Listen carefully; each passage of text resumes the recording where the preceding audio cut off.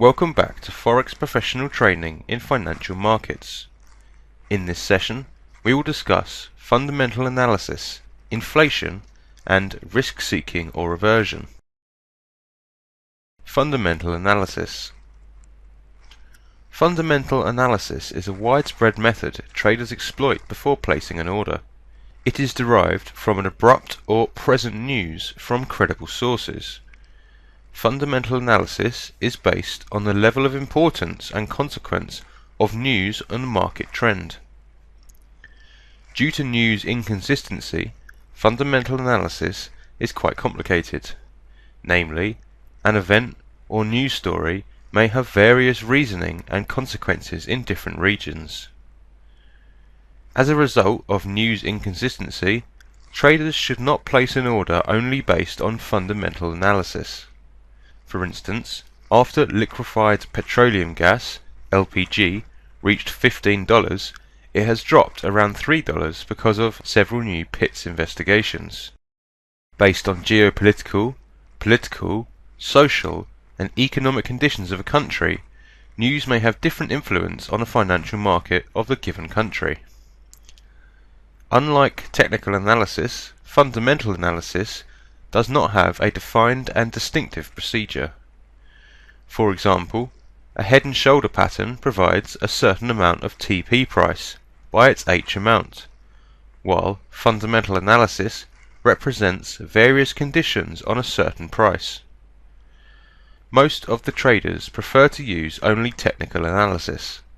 However, fundamental analysis has major effects on financial markets. Those traders who combine both technical and fundamental analysis can obtain rich knowledge of market trends. It is strongly recommended that traders pursue the analysis of news rather than news itself. The numbers and information inside news may have different effect from what it represents. A trader should read the analysis of a certain news story from credible websites, or reliable or proficient ones.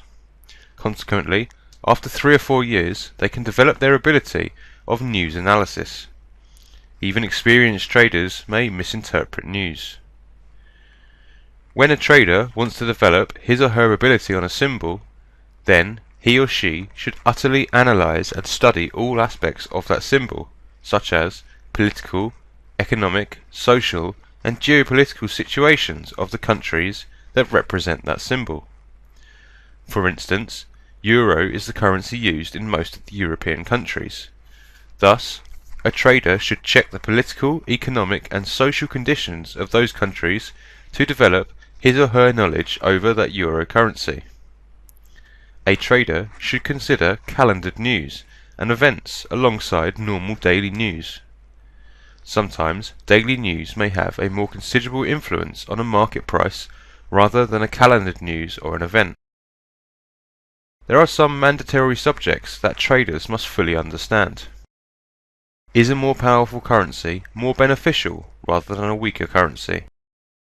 Those countries with a weaker currency may have a higher rate of exporting goods and a lower rate of importing materials, due to lower manufacturing expenses. Tourism trips of these countries have a higher rate as a result of cheaper services. Since a job or a business needs less capital, you will find a higher volume of foreign investments. Thus, a weaker currency has more advantages rather than a more powerful currency. For example, Germany prefers to maintain the European unity as well as weaker euro currencies, comparing with other major currencies to increase its exporting rate. If the euro currency project fails, then the Dutch currency, mark, would increase considerably, which will result in a lower rate of exporting goods, in addition to a lower rate of tourism travel. China requires to keep its currency as low as possible, to maintain or increase its exporting rate too.